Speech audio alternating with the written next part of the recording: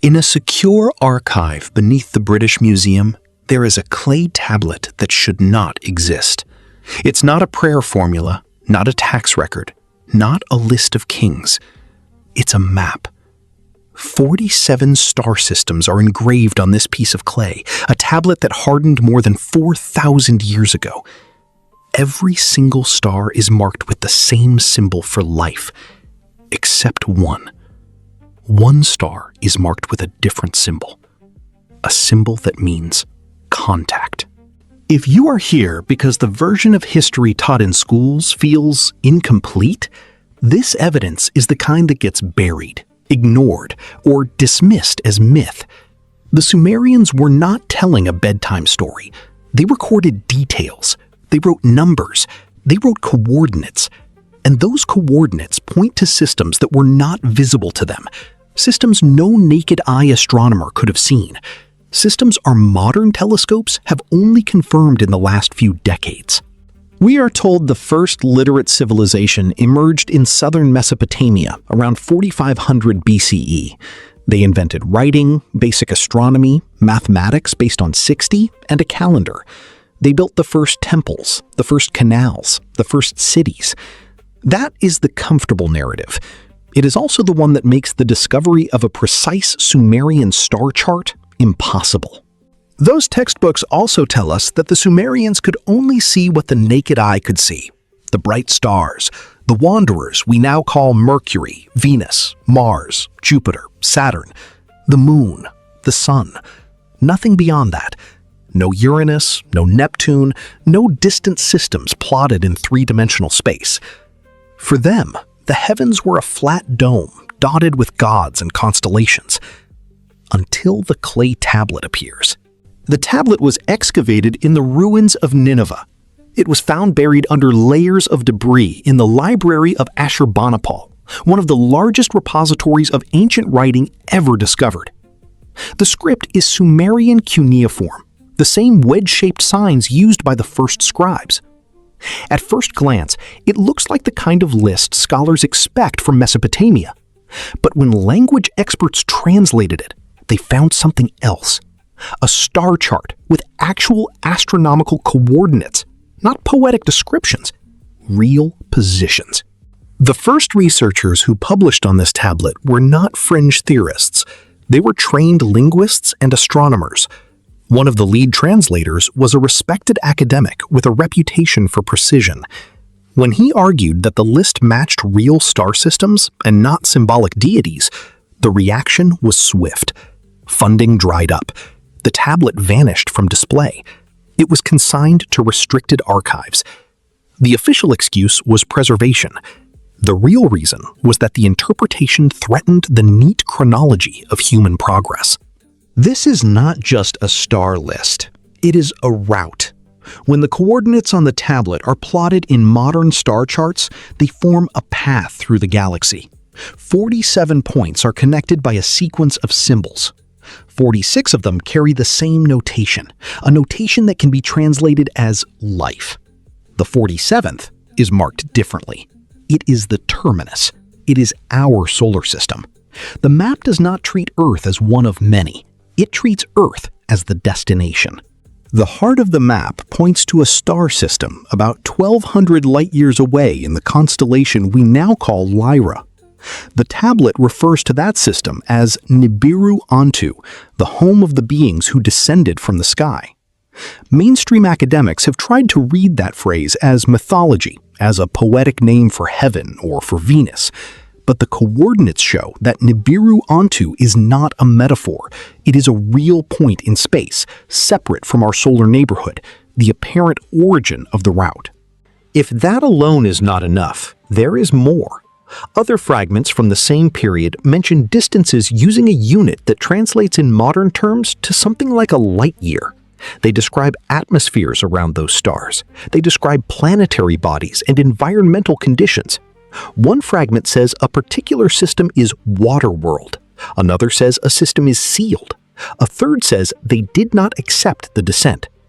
These are not the vague, abstract phrases expected from myth. They are specific, operational descriptions. The most unsettling detail is the symbol the Sumerians used for our sun. It is not the life marker used for the other 46 systems. It is a different symbol that scholars translate as contact. That implies our system occupies a unique place in the route. We are not simply another habitable world. We are the one flagged for direct interaction. Think about what that means. Ancient Mesopotamian scribes were not writing about gods who lived in the sky. They were writing about a chain of star systems, a pathway across the galaxy, and a destination where contact was meant to occur. This is not a theological statement. It is a logistical one. It implies a network, a program, a journey. It implies that whoever created the map understood more about the structure of the galaxy than any Bronze Age culture should have. Modern science has now verified more than one of the tablet's specific claims. The Kepler Space Telescope, launched in 2009, began cataloging exoplanets in distant star systems. When researchers compared Kepler's confirmed planets with the systems listed on the clay tablet, the overlap was not negligible. Dozens of those systems now have confirmed planets. Many of them fall within the habitable zones of their stars. The probability that a randomly chosen list of ancient star names would correspond to this many real habitable worlds is astronomically low. One of the Kepler research teams quietly noted the correlation in an independent paper. They found that of the 47 systems on the tablet, more than 30 had confirmed planets as of the mid-2010s. 18 of those planets are in the right zone for liquid water. That is not the kind of hit rate a mythological map achieves. That is the rate of a curated survey. The tablet also includes marginal notes that are difficult to ignore. Most of the systems receive a brief phrase: red sky, twin worlds, large river. But 3 systems carry longer annotations. One system is described as those who refused the descent. Another is labeled sealed by the council. The third says warning not heard. Those are not descriptions of star colors. They are descriptions of encounters, of outcomes, of responses. If the map is real, then the Sumerians recorded not just locations. They recorded whether contact was successful, whether it was resisted, and whether a particular system was quarantined. That suggests an experience of interstellar travel, not merely observation. It suggests that the star chart was created by beings who meant to visit or had already visited those worlds. The academic response to this evidence has been predictable. The tablet is dismissed as symbolic, mythic, or a misinterpretation. Critics point out that ancient cultures used stars to represent gods. They claim it is more reasonable to treat the map as cosmology. But the tablet resists that treatment. The coordinates are too specific. The route is too systematic. The notations are too operational. When astronomers plotted the tablet's coordinates using modern instruments, they found something even stranger. The 47 systems are not distributed randomly. They are clustered in regions of the galaxy that modern astrobiology identifies as more likely to support habitable planets. The pattern matches our current understanding of where life-friendly systems should be. The Sumerians, or whoever instructed them, knew that long before the Drake equation existed. This is the kind of evidence that changes the question from could an ancient people have made this up to who gave them this information. And the answer offered by the evidence is not a myth. It is a source outside of human observation. The tablet itself points to that source. It calls it Nibiru Antu, the home point from which the journey begins. The implications extend beyond archaeology. If Earth is marked as contact, then our world is not just one among many. It is the endpoint of a route. It is the place where direct interaction was intended. That flips the standard narrative. Instead of humanity emerging on its own and later encountering visitors, this tablet suggests that our system was selected for contact by an external network. And if that sounds like a fringe claim, consider what happened to the first researchers who reported it. One of the original translators was a mainstream scholar. His methodology was orthodox. His credentials were solid. After he published the data, he lost grants. He lost academic standing. The tablet was withdrawn from general access. That pattern is important. It is not the argument. It is part of the evidence that certain discoveries are treated as inconvenient rather than invalid. Another researcher working with high-resolution scans of the tablet found an additional anomaly.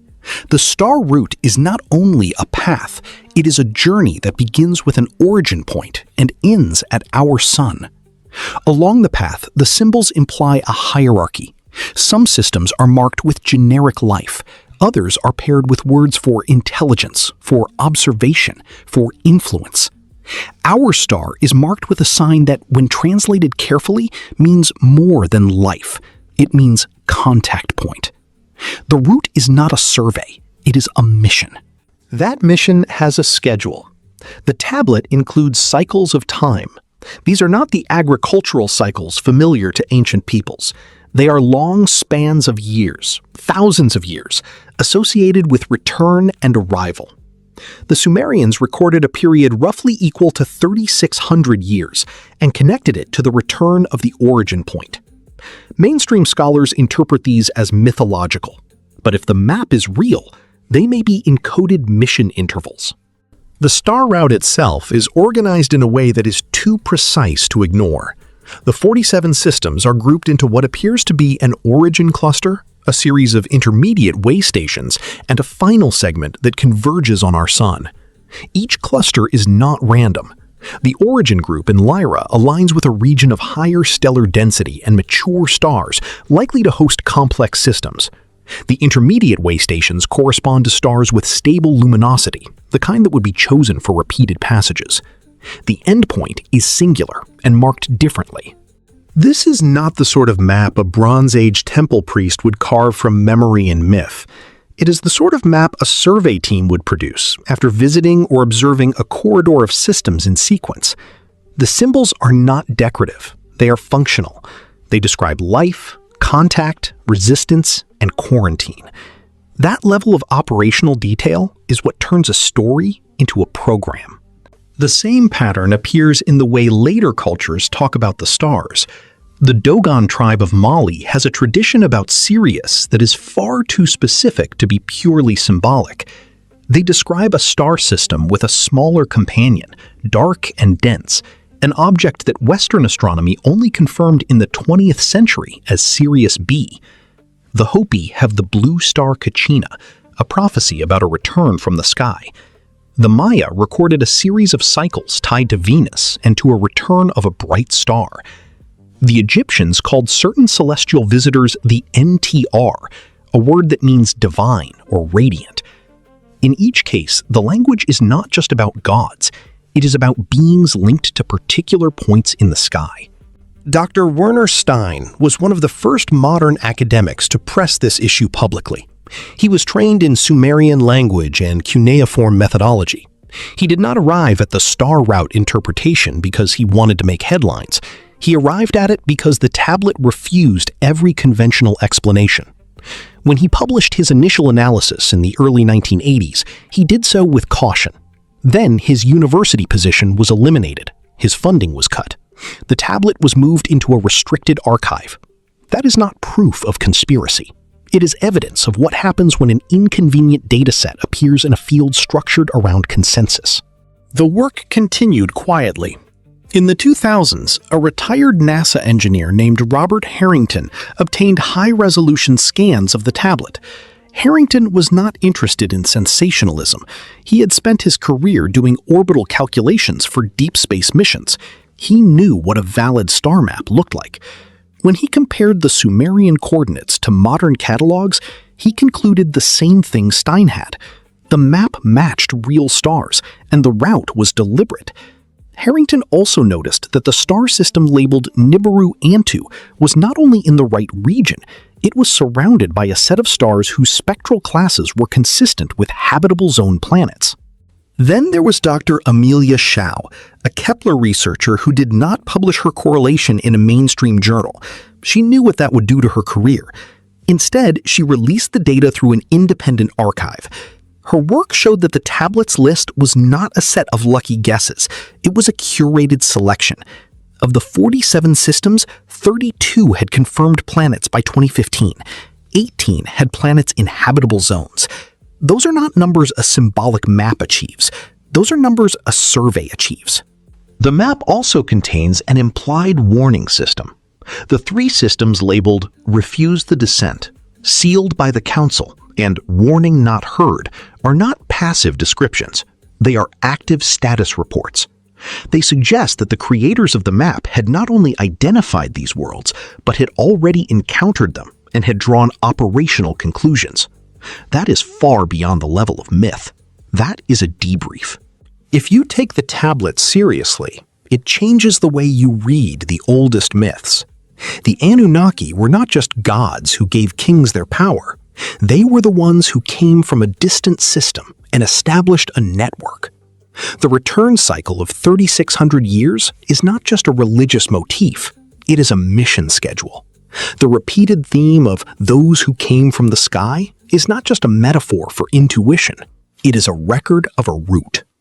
Which brings us back to the star that may be the origin point. The system in Lyra, the Sumerians called Nibiru Antu, is not a bright star in the night sky. It is not a familiar constellation marker. It is a remote point that would have been invisible to naked eye observers. That means the map cannot be explained by simple astronomy. It must be explained by knowledge of three-dimensional space and the ability to survey stars at a distance. Modern astronomy can now do what the Sumerians could not. We map distant stars. We measure parallaxes. We detect exoplanet transits. What is striking is that the systems on the tablet are not a random sampling of stars in the right direction.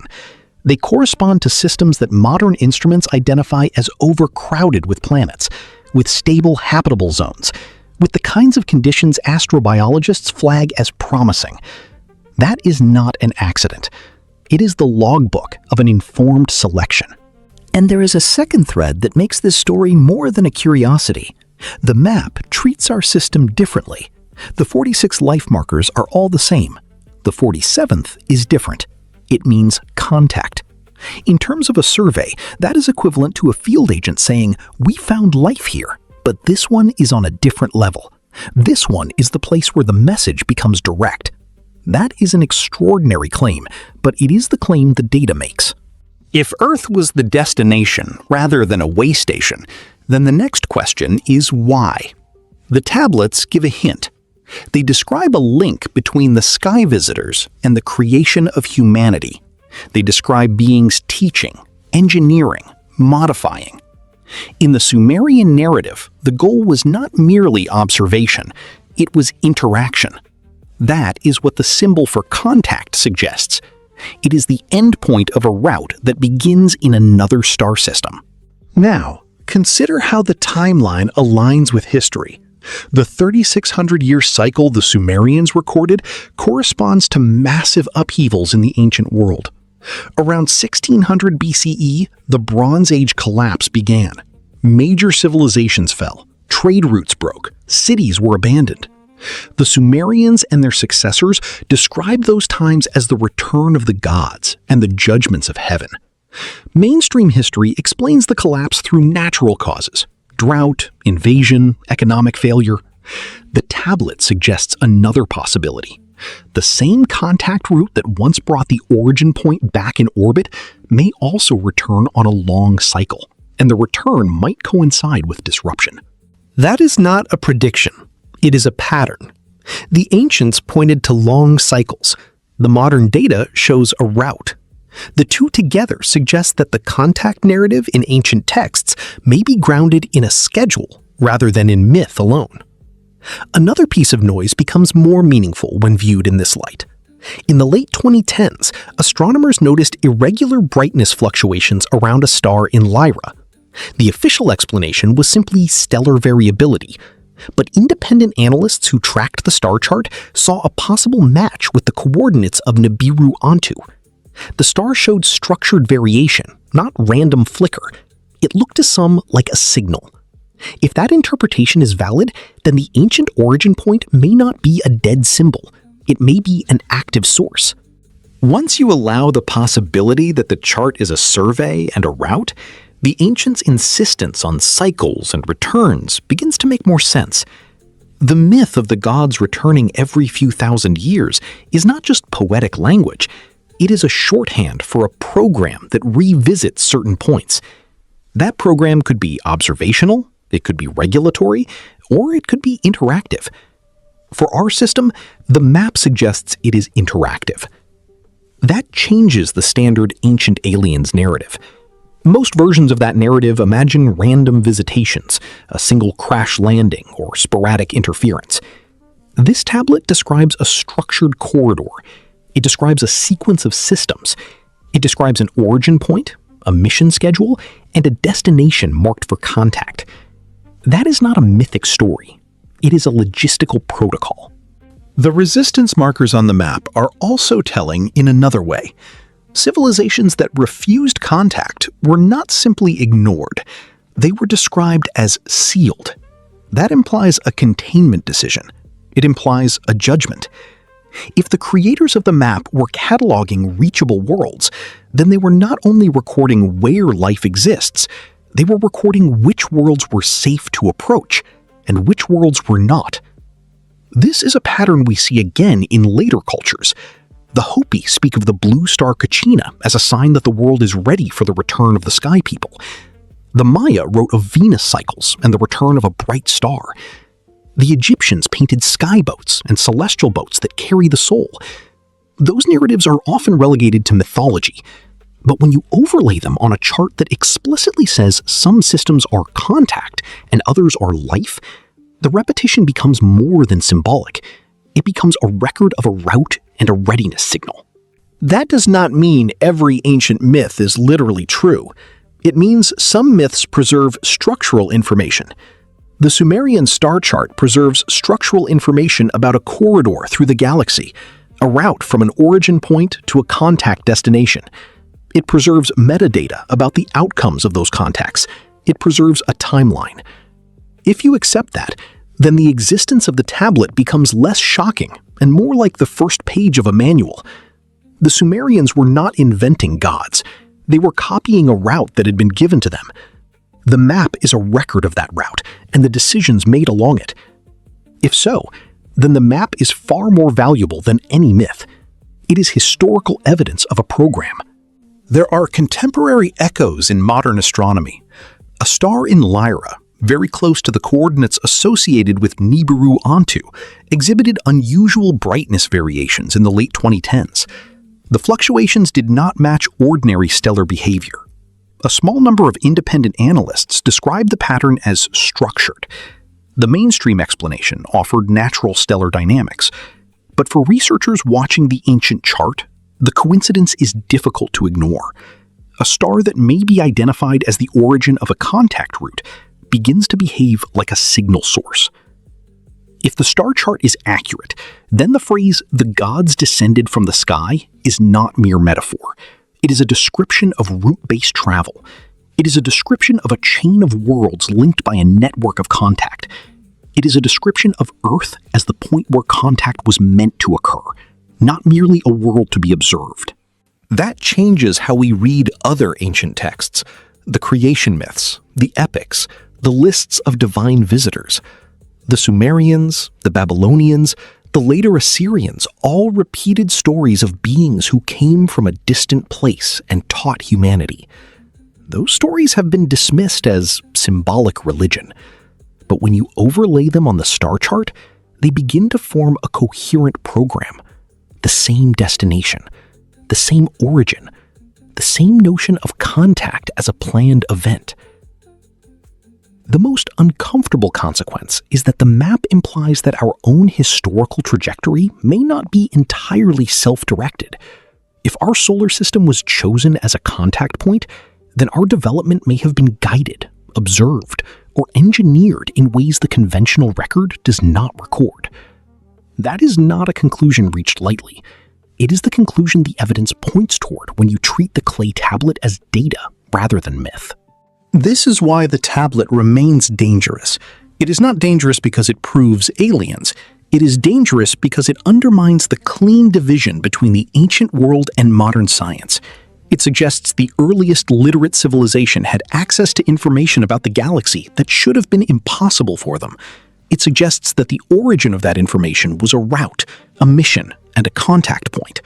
It suggests the story of humanity is part of a larger interstellar program.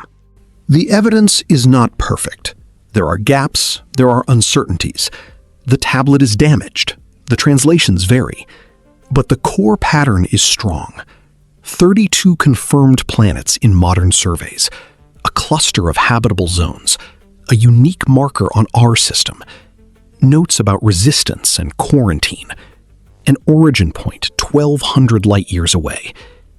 The data is consistent enough that the simplest reading of the evidence is not coincidence. It is contact route. What does this mean for you? It means the old framed story of human origins is incomplete. It means there may be a hidden layer of history encoded in clay tablets and preserved star charts. It means the next time someone tells you ancient gods were just myth, you can ask which myth explains a precise galactic map. If the journey recorded on the tablet was real, then the question is not only who came, but why they chose Earth as the destination. Was it because our system was the most promising for complex life?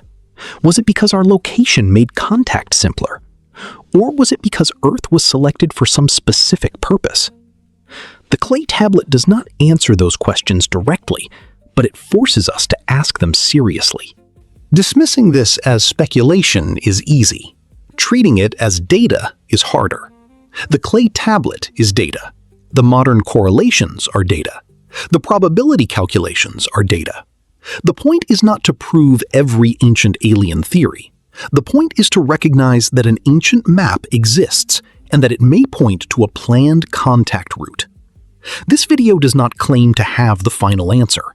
It does claim that the evidence on the tablet deserves more than dismissal. It claims that the map exists, that the coordinates are real, and that the symbol on our sun is not the same as the symbol on the other 46 stars. If the simplest interpretation of that difference is correct, then our solar system is not one more world with life. It is the one world marked for contact. So where does that leave us? It leaves us with a choice.